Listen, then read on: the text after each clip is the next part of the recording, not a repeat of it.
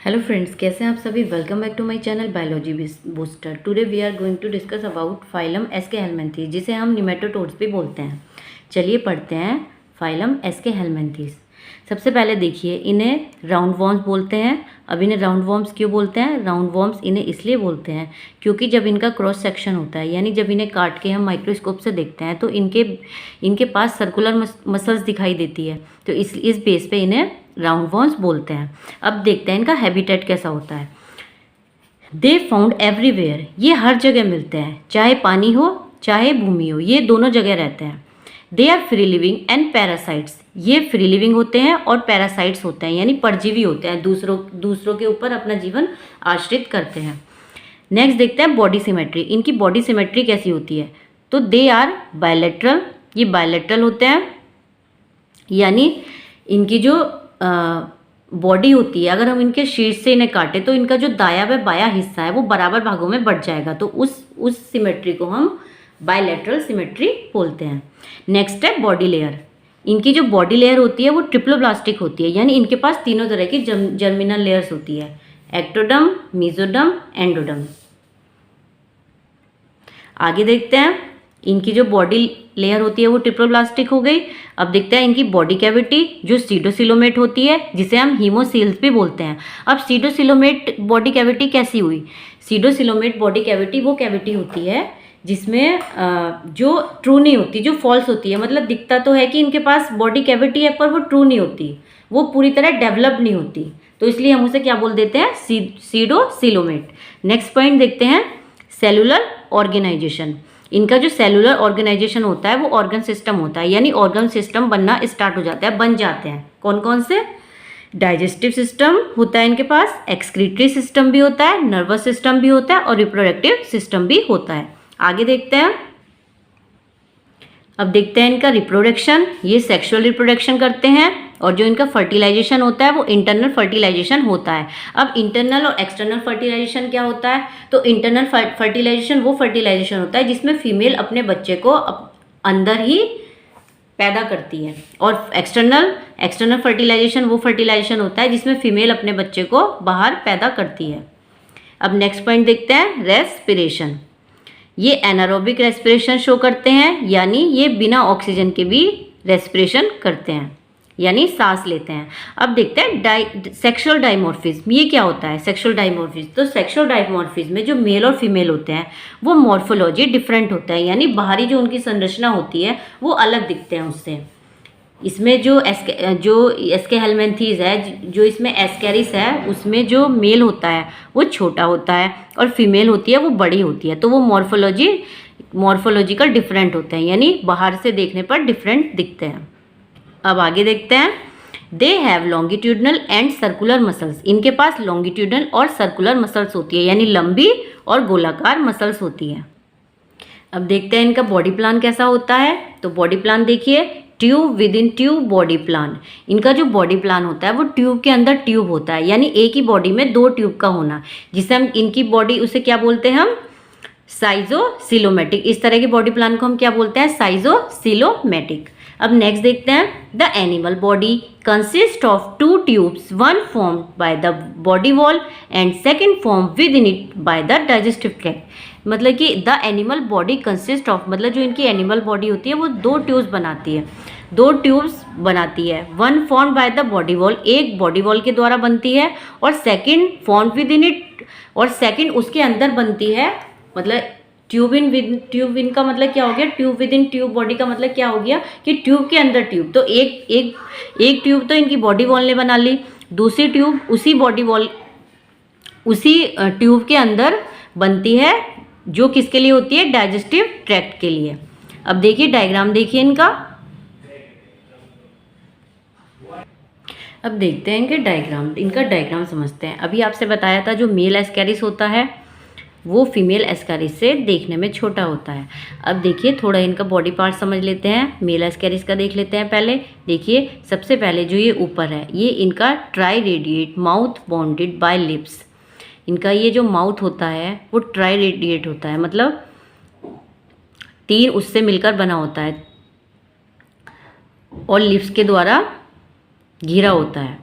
Next देखिए, इनमें excretory पोर होता है, लेटरल लाइन होती है, ये पीनियल सीटा होता है। ये जो पीनियल सीटा होता है दोस्तों, ये जो फीमेल एस्कैरिस है उसमें एब्सेंट होता है। तो ये पॉइंट आप याद रखिए, जो पीनियल सीटा है वो आपको सिर्फ इसमें देखने को मिलेगा, मेल एस्कैरिस में, और जिसे हम स्पिक्यूल्स भी बोलते हैं। अब फीमेल एस्कैरिस का देखते हैं। ये देखिए, नीचे इसमें एनस हो गई, ये स्ट्रेट टेल हो गई। अब देखिए आप, इनमें डिफरेंस क्या है। ये देखिए, इसका जो ये पोस्टीरियर एंड है ये मुड़ा हुआ है, और इसका जो ये पोस्टीरियर एंड है ये सीधा है। तो मेन डिफरेंस इनमें एक ये हो गया। दूसरा डिफरेंस इनमें ये हो गया कि ये छोटा होता है मेल एस्कैरिस और फीमेल एस्कैरिस बड़ा होता है। तीसरा डिफरेंस इनमें हो गया कि इनमें पीनियल सीटा प्रेजेंट होता है और फीमेल एस्कैरिस में पीनियल सीटा एब्सेंट।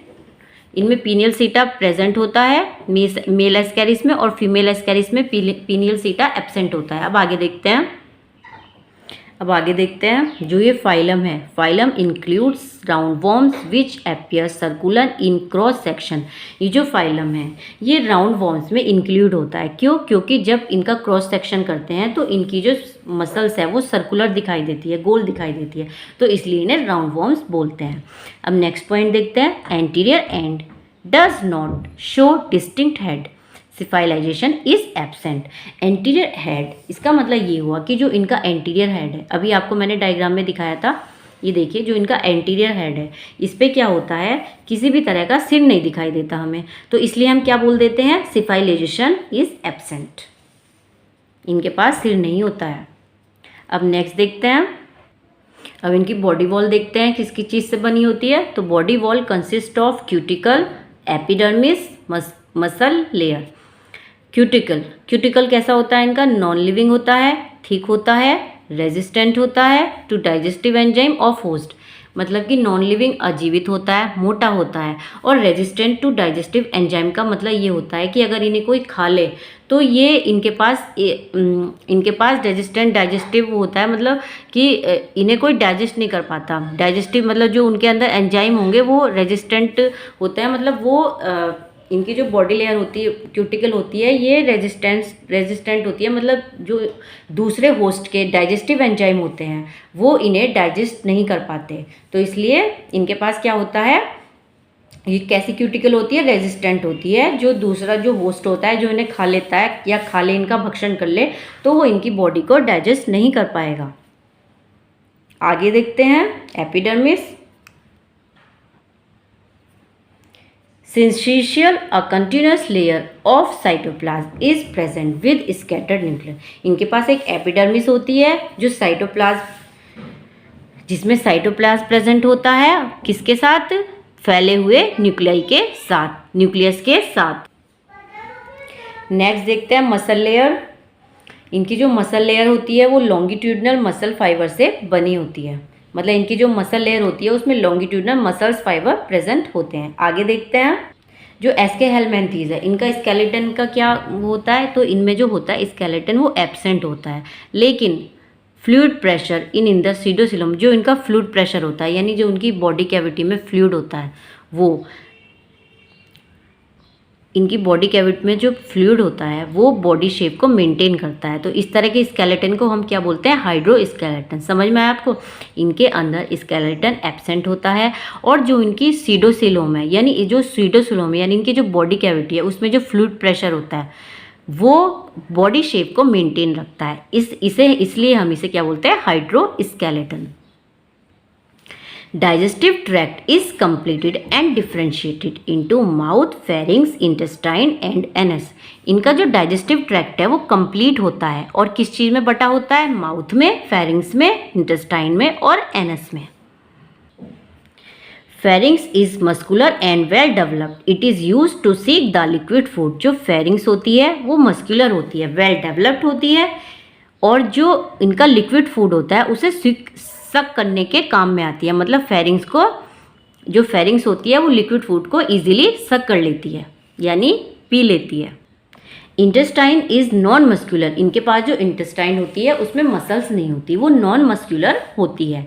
तो ये पॉइंट्स आपको याद रखने पड़ेंगे। एनिमल किंगडम बहुत मिला जुला सा है, मिक्सअप हो जाती है चीज़ें, तो आपको अच्छी तरह चीज़ें समझनी पड़ेगी, दिमाग में रखनी पड़ेगी। कुछ कुछ चीज़ें जिनसे इनमें डिफरेंस होता है वो चीज़ें आपको याद रखनी पड़ेगी, जैसे कि इनकी बॉडी कैविटी है, और इनका बॉडी सिमेट्री है, इनका बॉडी प्लान है, और इनकी अपनी एक स्ट्रक्चर है, इनके स्पेशल कैरेक्टर है। जैसे इनमें स्पेशल कैरेक्टर है पीनियल सीटा, और तो ये सब आपको अच्छे से याद रखने पड़ेंगे, तभी आप एनिमल किंगडम को अच्छे से कवर कर पाएंगे।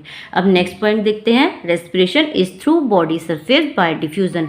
इनका जो रेस्पिरेशन होता है वो बॉडी सरफेस के थ्रू होता है बाय डिफ्यूजन से, यानी डिफ्यूजन की प्रक्रिया से। ये अब रेस्पिरेशन किससे लेते हैं? बॉडी से, त्वचा से, स्किन से।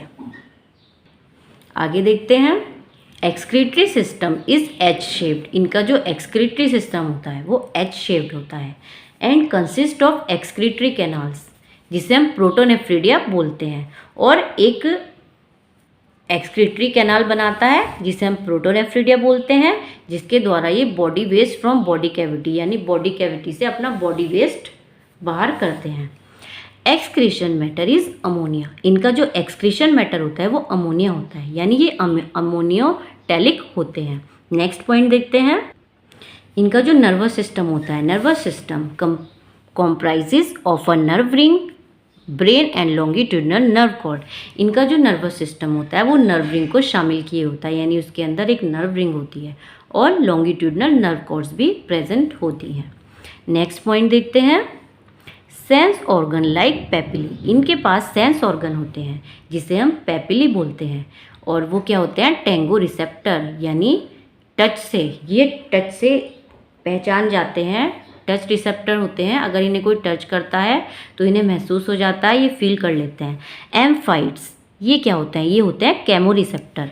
एम्फाइट्स केमो रिसेप्टर होते हैं, अर्थात रसायन ग्राही, ये रसायनों को ग्रहण करने वाले होते हैं। नेक्स्ट पॉइंट देखते हैं, while phasmids chemoreceptors are found on tail। जबकि जो phasmids होते हैं, ये जो इनके टेंगो रिसेप्टर और ये एम्फाइट्स होते हैं, ये तो इनके ऊपरी हिस्से पे मिलते हैं, यानी जो इनका ऊपर का हिस्सा होता है उस पे मिलते हैं, और जो ये आगे का हिस्सा होता है, और जो ये phasmids हैं ये मिलते हैं इनके पूंछ पर। ये क्या होता है? Chemo receptor. नेक्स्ट पॉइंट देखते हैं, reproduction system is developed and sex are separate. Reproduction system is developed and sex are separate. इनका जो रिप्रोडक्शन होता है वो डेवलप्ड होता है, और जो इनका सेक्स मतलब ये अलग अलग होता है, मेल और फीमेल इनमें अलग अलग होते हैं।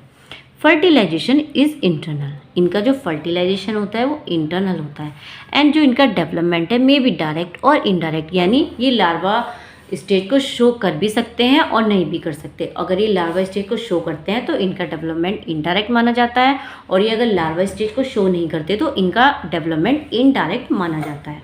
नेक्स्ट पॉइंट देखते हैं, सेक्सुअल डाइमॉर्फिज्म इज प्रेजेंट। इसमें सेक्सुअल डाइमॉर्फिज्म इज प्रेजेंट का मतलब मेल और फीमेल मॉर्फोलॉजिकली डिफरेंट होते हैं। आगे देखते हैं, in Ascaris male is smaller than female and the body is curve from the end. इनमें जो एस्कैरिस मेल होता है, मैं अभी आपको डायग्राम में दिखाती हूँ। ये देखिए आप डायग्राम, जो इसका मेल है ये स्मॉल है, स्मॉलर है देन फीमेल एस्कैरिस। और इसमें ये देखिए जो इनका नेक्स्ट लाइन क्या लिखी है, and the body curve from the end. अब देखिए इनकी जो ये बॉडी होती है, ये जो मेल एस्कैरिस है इसकी बॉडी कर्व्ड होती है, फीमेल एस्कैरिस की स्ट्रेट होती है, लेकिन इसकी क्या होती है? घूमी हुई होती है, कर्व्ड होती है। तो यही लिखा है इसमें भी, in Ascaris male is smaller than female and the body is curve from the end. अब देखते हैं, male has penial setae for the copulation. Male के पास पीनियल सीटा होता है मैथुन की क्रिया के लिए। Genital tract join with digestive tracts to the from cloaca. इनका जो जेनाइटल ट्रैक्ट होता है वो ज्वाइन होता है किससे? डाइजेस्टिव ट्रैक्ट से। किससे जुड़ा रहता है वो? टू फ्रॉम क्लोएका, क्लोएका से। Female is larger then male and straight at the both and. Female जो होती है इनकी बड़ी होती है और स्ट्रेट होती है दोनों एंड की तरफ से, यानी एंटीरियर एंड से भी और पोस्टीरियर एंड से भी। जेनाइट, ये तो मेल में हो गया ये वाली लाइन, तो genital tract join with digestive and from. और जो ये है फीमेल के लिए, फीमेल एस्कैरिस के लिए, genital and digestive tract open independently, cloaca is absent. इनमें क्लोइका एब्सेंट होती है। और जो मेल एस्कैरिस है उसमें जो इनका जेनाइटल ट्रैक्ट्स है वो जुड़ा रहता है डाइजेस्टिव ट्रैक्ट से, किसकी सहायता से? क्लोइका की सहायता से। लेकिन इसमें क्या होता है, जेनाइटल ट्रैक्ट और जो डाइजेस्टिव ट्रैक्ट है दोनों अलग अलग होते हैं और इनमें क्लोइका एब्सेंट होती है। तो एक डिफरेंस आप ये भी समझ सकते हैं कि इनमें क्लोइका एब्सेंट होती है जो फीमेल एस्कैरिस होता है, जो मेल एस्कैरिस होता है उनमें क्लोइका प्रेजेंट होती है। और उनका जो मेल एस्कैरिस होता है उनमें जेनाइटल ट्रैक्ट जुड़ा रहता है डाइजेस्टिव ट्रैक्ट से, और जो फीमेल एस्कैरिस होती है उसमें genital and digestive tract both independently होते हैं। अब इनके कुछ एग्जाम्पल्स देख लेते हैं। फ्रेंड्स, एनिमल किंगडम में एग्जाम्पल्स और उनके दूसरे नेम बहुत इंपॉर्टेंट है। जैसे हम एस्कैरिस को क्या बोलते हैं? राउंड वॉर्म बोलते हैं। एनसाइक्लोस्टोमा को हुक वॉर्म बोलते हैं क्योंकि हुक शेप्ड के होते हैं। बुचेरिया को हम क्या बोलते हैं? Filarial warm. नेक्स्ट है ड्रैक्यूनिलस, जिसे हम क्या बोलते हैं? गुइनिया वॉर्म और फायरी। थोड़े से टफ होते हैं ये, लेकिन अब बार बार पढ़ेंगे तो आपको ये लर्न हो जाएंगे और प्रोनाउंशिएट करना भी आपको इजीली आ जाएगा। एंट्रियोबायस, जिसे हम क्या बोलते हैं? पिनवॉर्म और सीडवॉर्म। ट्राइक्यूरियस, ट्राइक्यूरियस, जिसे हम क्या बोलते हैं? रिपवॉर्म। रैबिडिटिस, जिसे हम क्या बोलते हैं? Free living nematodes. ये क्या होता है? फ्री लिविंग निमेटोड्स होते हैं। ट्राइकाइनेला, इन्फेक्शन इन इंटेस्टाइन, ये क्या करता है? इन्फेक्शन करता है हाथ में, और किस में करता है? स्ट्रेटेड मसल में। लोअर वॉर्म, ये क्या करता है? कंजक्टिविटिस होता है, यानी ये हमें हमारी आईज में सूजन कर देता है, आई इन्फेक्शन कर देता है। तो दोस्तों, मैंने आपको एसके हेलमिंथेस के बारे में बताया। सारी अपनी तरफ से मैंने सारी चीज़ें कवर करने की कोशिश की है। आई होप सो आपको कंटेंट पसंद आया हो, वीडियो समझ आई हो। अगर आपको वीडियो पसंद आई हो तो प्लीज़ लाइक करें, चैनल को सब्सक्राइब करें। आगे भी मैं इसी तरह के एनिमल किंगडम पे और वीडियोस लेके आऊँगी, पूरा एनिमल किंगडम कवर